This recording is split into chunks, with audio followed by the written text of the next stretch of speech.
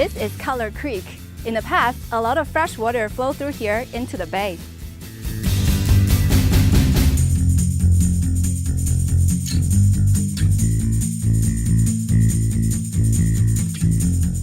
This is a gumbo limbo tree native to South Florida. It has many uses, and sometimes it's called a tourist tree because a tourist sitting in the sun for too long with its red peeling bark.